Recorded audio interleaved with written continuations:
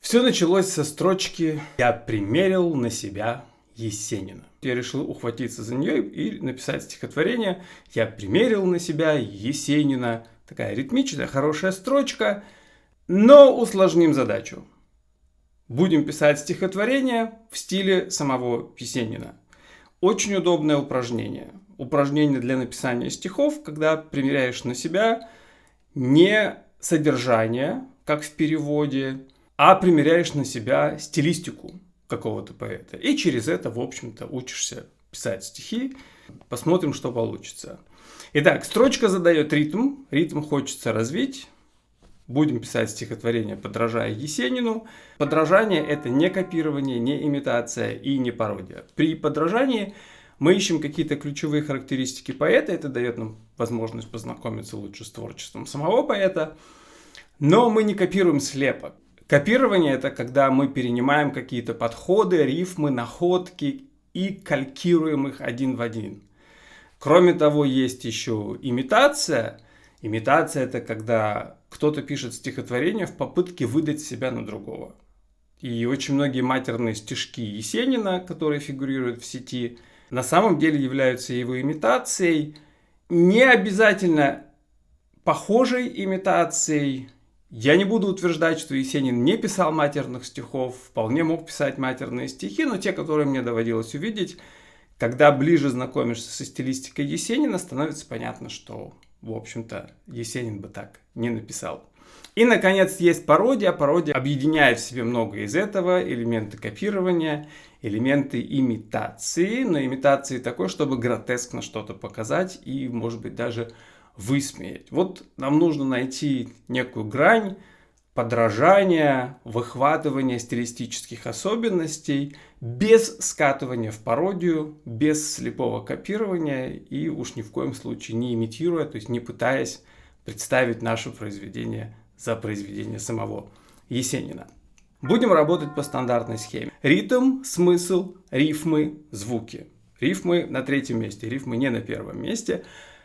В смысл здесь придется вкладывать больше, чем когда мы делаем перевод, потому что в переводе смысл задан оригиналом, там много думать не приходится. Ритм тоже задан оригиналом, здесь мы уже ухватились за строчку, и сейчас первое, что мы будем делать, это смотреть, похож ли этот ритм на Есенина, можно ли сказать, что это есенинский ритм. Я примерил на себя Есенина. Строго говоря, хорей, я примерил на себя Есенина. 6 стоп, 6-я неполная. Есенин очень много писал хореем. Когда самому хочется написать стихотворение, нет необходимости думать, как называется стиль. Хорей, ямб, анапест, какая разница? Но если хочется почитать, что литературоведы пишут о творчестве Есенина, то удобнее знать, что какие-то из этих ритмов, какие-то из этих метров имеют свои названия. Вот хорей – это двухстопный ритм, в котором ударение ставится на нечетный слог. Я примерил на себя Есенина. 6 стоп, 6 ударных или псевдоударных слогов. Но это тонкости. Хочется понять, что еще использовал Есенин. Есенин использовал ямб, пушкинский, мой дядя самых, когда ударение ставится на второй, на четные слога. Есенин много в более позднем своем творчестве пользовался трехсложными всякими там анапистами, дактилями. Это более сложно. У нас хорей, поэтому мы будем говорить конкретно про хорей. И один из самых ранних примеров хорея у Есенина – это береза. Белая береза под моим окном принакрылась снегом, точно серебром. На пушистых ветках снежную каймой распустились кисти белой бахромой, и стоит береза в сонной тишине, и горят снежинки в золотом огне, а заря лениво, обходя кругом, обсыпает ветки новым серебром.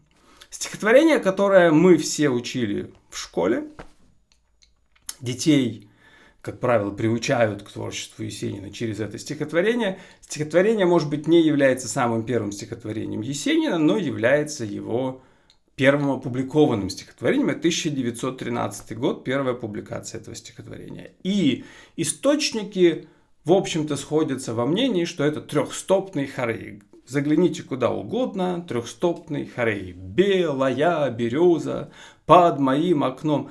Но есть тут маленькая нестыковка. В этом трехстопном хорее почему-то первая и третья строчки не рифмуются, как будто они не закончены.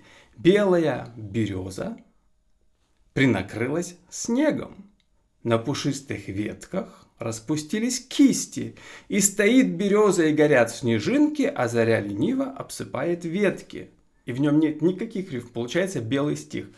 Зачем Есенин писал белым стихом? Есть ли еще примеры такого трехстопного хорея? Есть, и в общем тоже почти про березу. Иван Суриков. Рябина. Что стоишь, качаясь, тонкая рябина, низко наклоняясь головою к тыну. С ветром речь веду я о своей невзгоде, что одна расту я в этом огороде. Грустно, сиротинка, я стою, качаюсь, что к земле былинка, к тыну нагибаюсь. Там за тыном в поле, над рекой глубокой, на просторе в воле дуб растет высокий. Как бы я желала к дубу перебраться, я б тогда не стала гнуться и качаться. Близко бы ветвями я к нему прижалась, и с его листами день и ночь шепталась. Нет, нельзя рябинке к дубу перебраться, знать мне, сиротинке, век одной качаться. Середина 19 века. Никто не знает точно, когда это стихотворение было написано и впервые опубликовано. 1864 ориентировочная дата. Но здесь обращаем внимание, трехстопный. Что шумишь, качаясь? Тонкая рябина. 3 стопы. И рифмы стоят. Первая, третья, вторая, четвертая. Перекрестная рифма. Качаясь, наклоняясь, рябина к тыну, веду я, расту я, невзгоде, огороде. И так далее по всему тексту. То есть там, где трехстопный хорей, там мы наблюдаем в четком виде рифмы, которые каждая строчка попарно рифмуется. Можно написать так, чтобы первые две рифмовались между собой, вторые две между собой рифмовались. Но в любом случае рифма будет строчка со строчкой. У Есенина это не получается. У Есенина все говорят трехстопный хорей, но белая береза и принакрылась снегом никак не рифмуются. Что пишут люди про это? Нет, пишут уверенно. Трехстопный хорей с перихием. Черт бы его драл, этот перихий.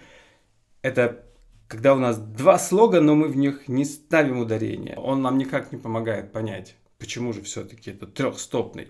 А нам интересно, потому что строчка, которая нам пришла в голову, я примерил на себя Есенина, она более длинная.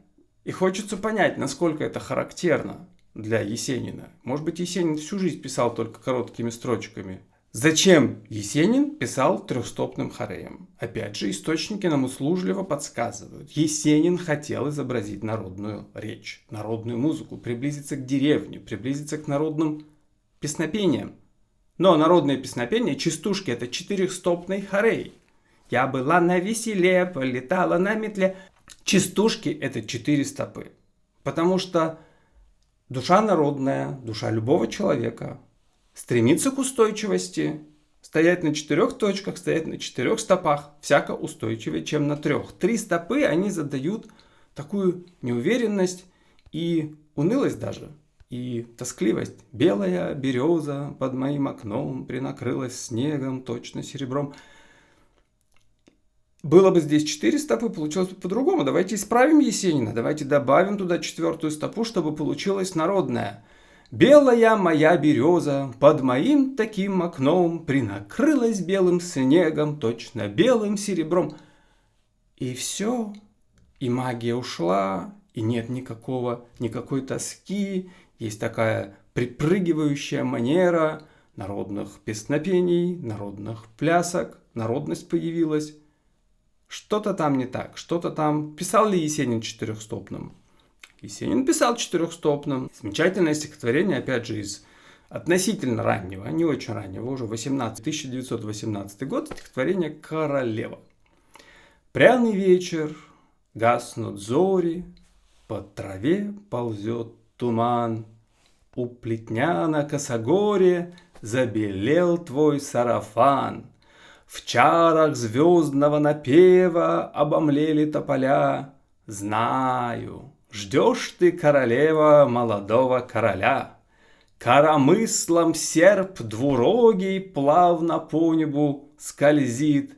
Там за рощей по дороге раздается звон копыт. Скачет всадник загорелый, крепко держит повода.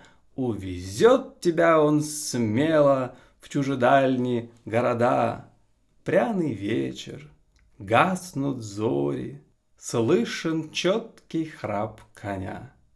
Ах, постой на косогоре, королевой у плетня. Много интересного в этом стихотворении нам пригодится позже, но вот 4 стопы, если бы Есенин хотел написать 4 стопами, но он написал бы 4-стопный хорей. Однако «Белая береза» — это не 4-стопный. То есть короткие такие 3-стопный, 4-стопный, нам надо найти длиннее. Писал ли Есенин что-нибудь еще в этом духе про березу? Как про березу? Конечно, писал. Был у него клен. Был у него клен ты мой опавший, клен заледенелый. Это уже поздний Есенин. И заканчивается там стихотворение: «Сам себе казался я таким же кленом, только не опавшим, а вовсю зеленым, и, утратив скромность, одуревший в доску, как жену чужую, обнимал березку». Есенин использует отсыл к своему самому первому стихотворению, в своем стихотворении 25-го года. Это последний год его жизни, как бы грустно это ни было. В 25-м году Есенин отсылает к стихотворению про березку, пишет в том же ритме. Однако это стихотворение уже публикуется иначе. Оно на печати выглядит 6-стопным хореем. Это не 3-стопный хорей. «Сам себе казался я таким же кленом» — это одна строка. Так, получается, у нас березка — это 6-стопный хорей. «Белая береза под моим окном» — это одна строка. «Принакрылась снегом точно серебром» — это другая строка. И чем Есенин это все разбивает? Он разбивает это тем, что в поэзии называется цезура. Маленькая пауза в середине строки. И поэтому нам кажется, что это отдельные строки. «Белая береза», цезура, «под моим окном», «принакрылась снегом», цезура, точно серебром. А 6-стопный хорей хочется разделить, он слишком длинный. Другие примеры такого стихотворения: «Ой, цветет калина в поле у ручья, парня молодого полюбила я, парня полюбила на свою беду, не могу открыться, слова не найду». Это 6-стопный хорей, записан, это у нас Михаил Исаковский, 1949 год, записано в изданиях во всех 6-стопных хорей. Опять Есенин, опять 25 год. «Не криви улыбку, руки теребя, я люблю другую, только не тебя. Ты сама ведь знаешь хорошо, не тебя я вижу, не к тебе пришел. Проходил я мимо, сердцу все равно, просто захотелось заглянуть в окно».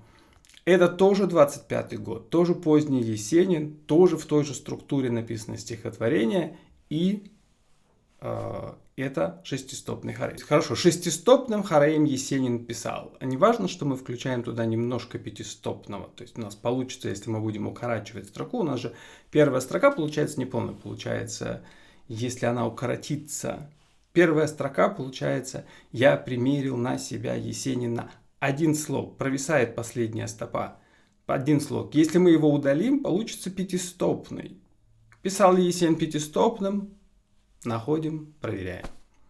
«Не жалею, не зову, не плачу.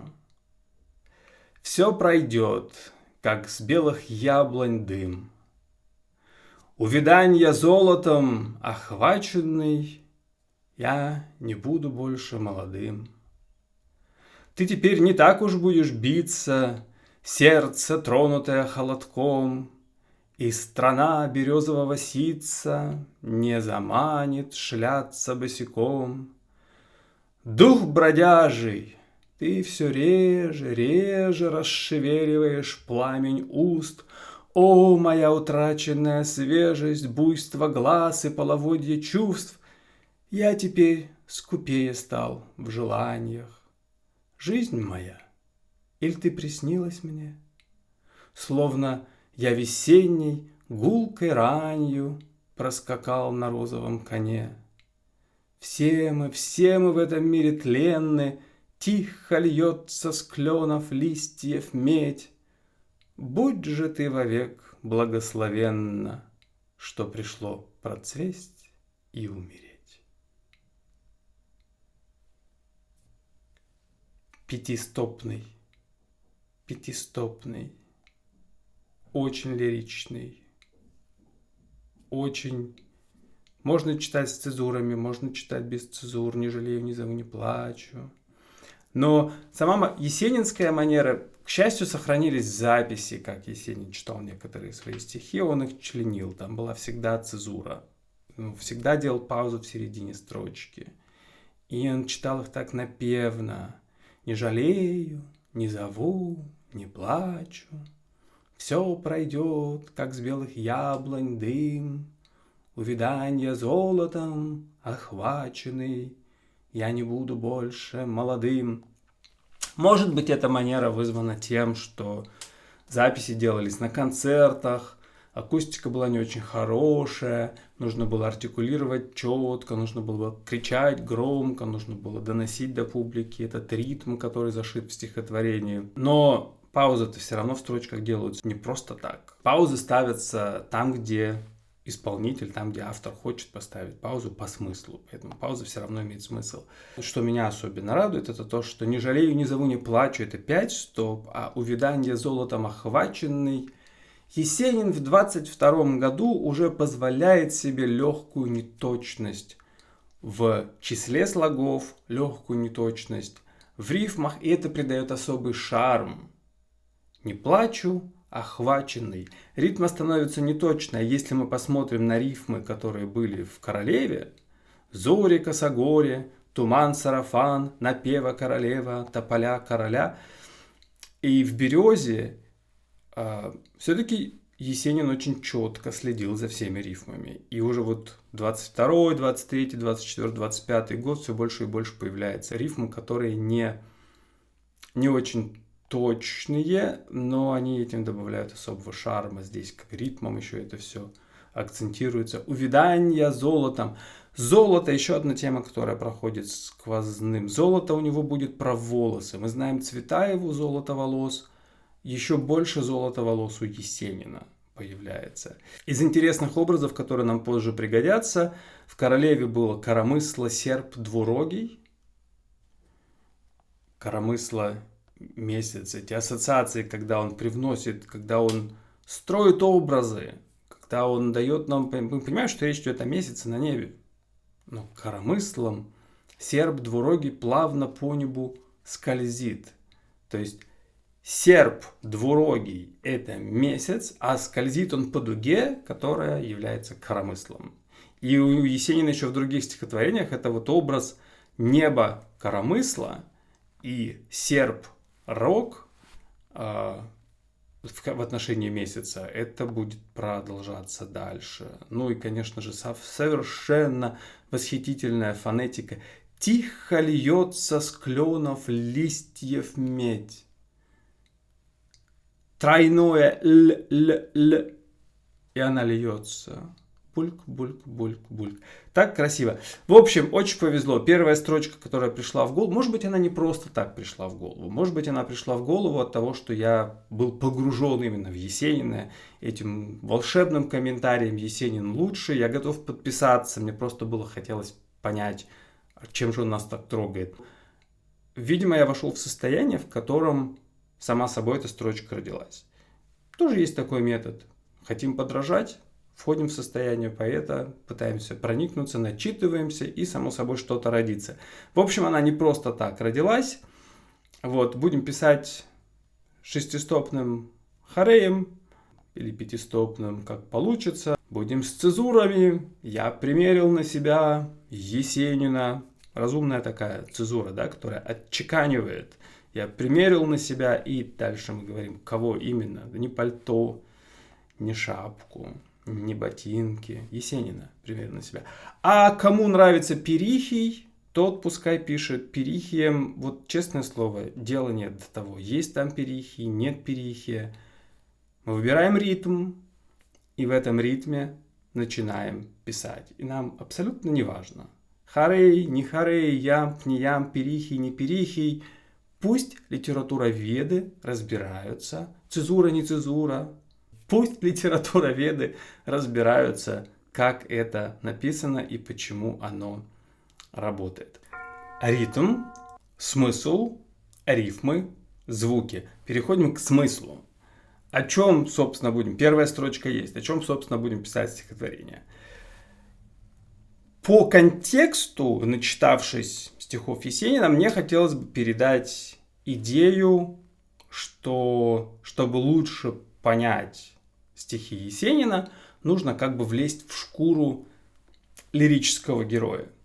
Не Есенина, не пытаться понять, как он жил. Я очень не люблю исторический метод анализа стихотворений, когда анализируется. А вот надо сначала понять, как жил поэт, чем он чувствовал и что заставило его написать такое стихотворение. Мне кажется, этот подход довольно узким, потому что стихотворение воздействует на читателей, и стихотворение живет в отрыве от своего создателя. Стихотворение воздействует на читателя какими-то другими методами, не той историей, которая его окружала.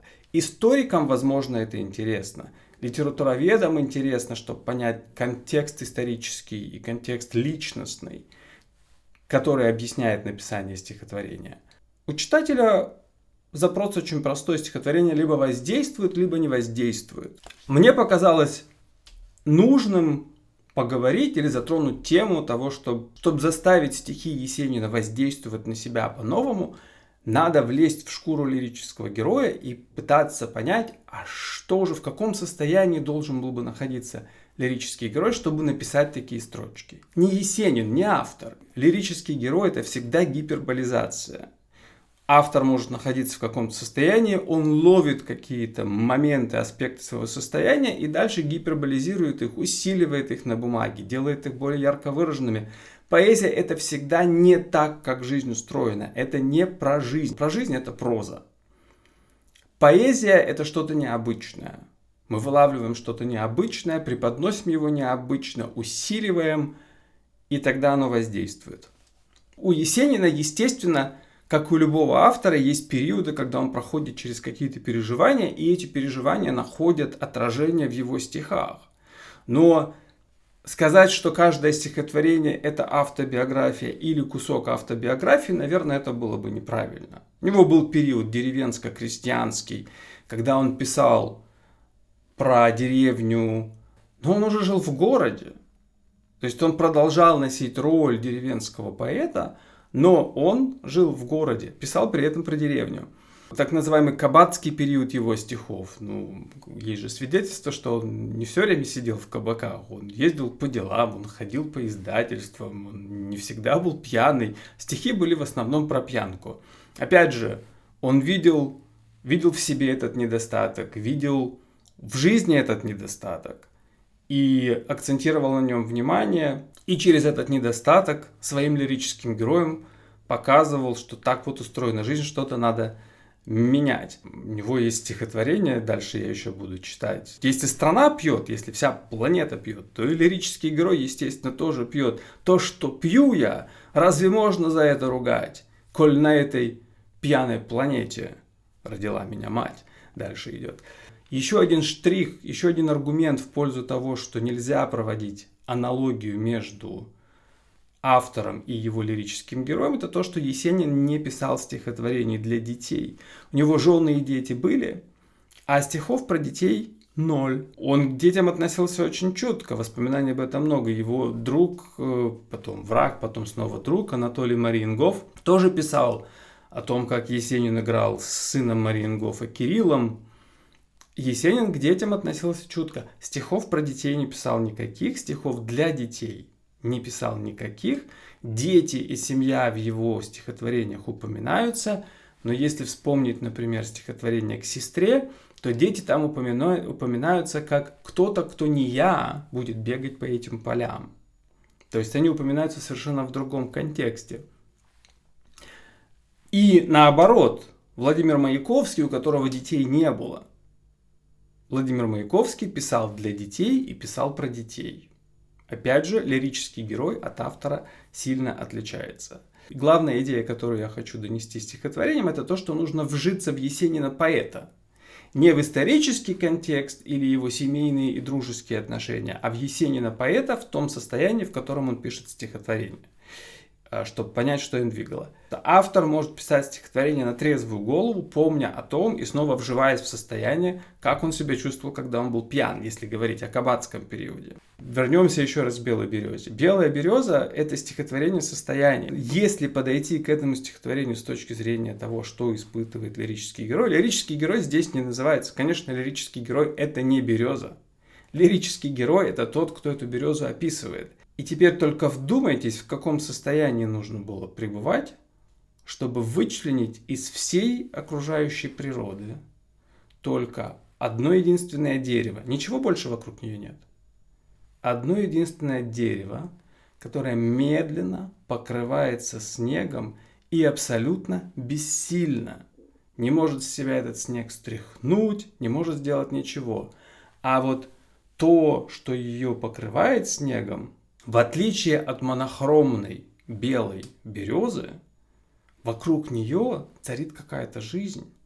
Огненные краски. Горят снежинки в золотом огне. Заря, лениво обходя кругом, обсыпает ветки новым серебром.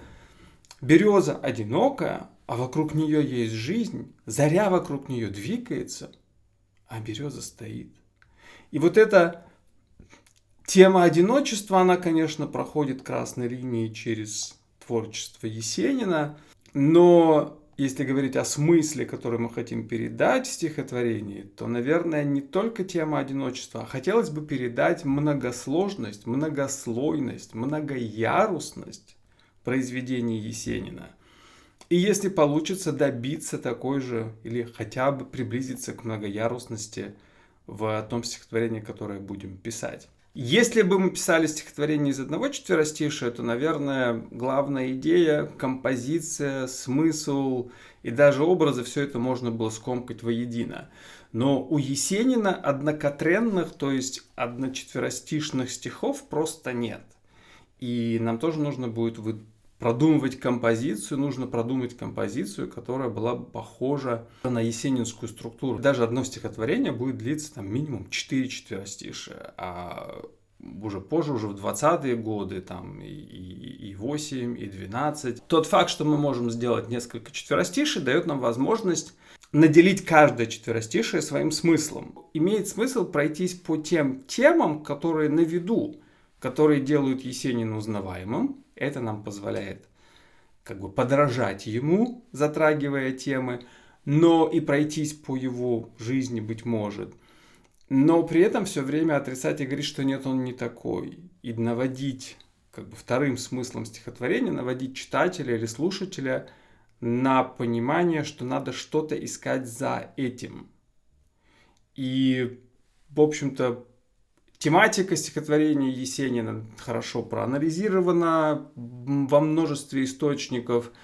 Главная тема, которая всегда узнаваема, это тема деревни, родины, тоски по селу, природе, березовый край, крестьянство, деревенский быт, тяга к корням. Это тема номер 1. Дальше самосозерцание, тема одиночества, тема тоски, роль поэта в поэзии, роль Есенина в поэзии. Сможет ли Есенин сам добиться тех же высот, как Пушкин? У него есть стихи, в которых он напрямую об этом говорит, сравнивает себя с Пушкиным. Это вторая тема, которую тоже можно отразить. Любовь и женщины. Таких стихов тоже достаточно. Часто есть «Не криви улыбку, руки теребя». Это про то, что мимо тебя прошел мимо, но чаще всего стихотворение, чаще всего любовная лирика Есенина пронизана темой ухода. И опять же той же самой тоски, прощания. И, наконец, большой период, большой пласт его в жизни. Город, хулиганская тема. Есенин как озорной гуляка. Есенин поэт. то есть лирический герой, от лица которого идет повествование. И плюс, естественно, что еще типично про Есенина и что можно отразить в стихотворении, это фотографии, которые всем известны, много публикаций, фотографий, много опубликовано этих фотографий, лоск, костюмчик, ботиночки, шляпы. В стихах он использует цилиндр, он пишет про цилиндр. Это забавнейшая история про то, как они с Мариенгофом уехали в Петербург, попали в дождь и бегали, искали шляпы, чтобы хоть чем-то скрыться от этого дождя. Шляпы купить нельзя было, потому что дефицит в стране Советов, и шляпы можно было купить только по ордеру. И вот, пробегая мимо очередной лавки, они залетают, говорят, шляпу-то можно купить, и им лавочник говорит, нет, шляпу купить нельзя, потому что ордер нужен, но вот цилиндры могу вам продать без ордера, потому что на них дефицита нет. И они купили себе цилиндры, и в этих цилиндрах они приехали в Москву. И, в общем, ходили как белые вороны, потому что никто в это время цилиндров не носил уже. Но Есенин цилиндр даже вставлял в свои стихи. Я не думаю, что он запомнился многим персонажам в цилиндре. Но шляпа — это тот атрибут, который на всех фотографиях, на большинстве его фотографий виден.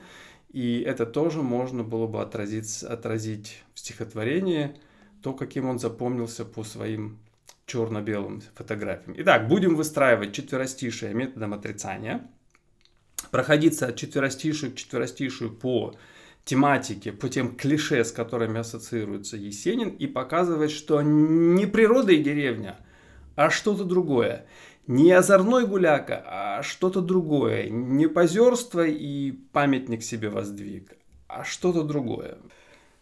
Дальше, поскольку строчка, пришедшая в голову, была «Я примерил на себя Есенина», мне хотелось бы уйти от «я», потому что «я» получается тогда перенос лирического героя на того, кто пишет стихотворение. Мы хотели написать стихотворение все же про Есенина, а не про читателя этого Есенина или на подражателя этому Есенину. Поэтому, наверное, «я» здесь немножко неуместно. «Я» у Есенина фигурирует очень часто, но это есенинское «я». Если мы подражаем, то тогда акцент сместится. Поэтому мне пришло в голову изменить первую строчку. Вы примерьте на себя Есенина. Приглашение к читателю. У Есенина нет стихотворений, напрямую обращающихся к публике. У него есть стихотворения, обращающиеся к другу, обращающиеся к женщине, обращающиеся письмо к матери, письмо к сестре. То есть стихотворение обращения у него присутствует, а вот стихотворение обращения к публике у него нет. Но это нам не мешает, мы же не копируем, мы не имитируем Есенина. Мы подражаем Есенину, мы будем делать обращение к публике, но в духе Есенина, как бы он обратился к публике в духе Есенина. И если уж мы проходим в каждом четверостишие по каким-то клишированным темам и образом самого Есенина, Есенин как деревенский парень, Есенин как городской гуляка, Есенин как фотография, с точки зрения уже нас, читателей, живущих позже, может быть уместным использовать такой прием, как рефрен. То есть повторять строчку «Вы примерьте на себя Есенина», но не такого. Вы примерьте на себя Есенина, но не такого. Может менять что-то, не обязательно повторять ее дословно. Вы наденьте на себя, подумать что-то, нахлобучите на себя Есенина. Рефрены у Есенина используются часто. Практически в каждом стихотворении. Есть какие-то повторы. «Шагане ты моя Шагане». Повторяется не только имя Шагане в первой строчке, а каждое пятистишие в этом стихотворении начинается и заканчивается одной и той же строкой, создавая такую кольцевую композицию. Он начинает, заканчивает той строкой, которая начинает. Следующее он начинает второй строкой. У него идет постоянно второй строкой из предыдущей строфы и опять заканчивает ей же. Потом он... Очень интересная структура стихотворения «Шагане, это моя Шагане». У меня нет возможности прочитать все стихотворения. «Глупое сердце, не бейся». Каждое четверостишее заканчивается строчкой «Глупое сердце, не бейся». Опять же, нет возможности читать, или можно почитать потом по отдельности, но вот этот подход, что вы примерите на себя Есенина и повторять это из строфы в строфу, в общем, наверное, это было бы интересно. Письмо к женщине. Тут вообще повторов много, повторяются целые куски. Целиком тоже читать, ну, вы помните, вы все, конечно, помните. Это знают многие, читал, и вариантов этого стихотворения в интернете тоже достаточно. Но вот отдельные строки оттуда. «Любимая, меня вы не любили, не знали вы, что в сонмище людском я был как лошадь, загнанная в мыле, пришпоренная смелым ездаком. Не знали вы, что я в сплошном дыму, в развороченном бурей быте с того и мучаюсь, что не пойму, куда несет нас рок событий». И дальше он опять повторяет: «Любимая, я мучил вас, у вас была тоска в глазах усталых, что я пред вами напоказ себя растрачивал в скандалах, но вы не знали, что в сплошном дыму, в развороченном бурей быте с того и мучаюсь, что не пойму, куда несет нас рок событий. Любимая, сказать приятно мне, я избежал падения с кручи. Теперь в советской стороне я самый яростный попутчик. Я стал не тем, кем был тогда, не мучил бы я вас, как это было раньше, за знамя вольности и светлого труда. Готов идти хоть до Ла-Манша, простите мне. Я знаю, вы не та. Живете вы с серьезным, умным мужем, что не нужна вам наша маята, и сам я вам ни капельки не нужен. Живите так, как вас ведет звезда, под кущей обновленной сени. С приветствием, вас помнящий всегда, знакомый ваш Сергей Есенин». Не удержался, вторую часть, последнюю часть прочитал целиком, потому что очень много нужного, очень много характерного для Есенина тут. Ну и кроме того, то, как он рифмует свое собственное имя Есенин, он рифмует на сене, при этом в данном случае сени не деревенские, а сени шекспировские. Под кущей обновленной сени. Сень, как тень дерева. Он повторяет строчки «Любимая, я мучил вас», «Любимая, меня вы не любили», «Любимая, сказать приятно мне», и дальше «Простите меня, я знаю, вы не та». То есть вдруг обрывается вот эта вот линия повторов, да, начало строк одним и тем же словом. Вдруг это обрывается, и дальше идет такой резкий эмоциональный спад в самом стихотворении. Нет больше восторженности, напыщенности, нет поэтичности. Он вдруг дает бытовую характеристику того, что произошло. Живете вы с серьезным, умным мужем. Даже фонетически это выбивается из всего остального. Он опускает все.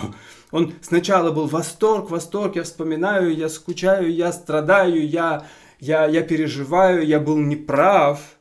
А потом, как все обрубило, вы не та. Живете вы с серьезным, умным мужем. И пусть оно так будет. Ваш Сергей Есенин.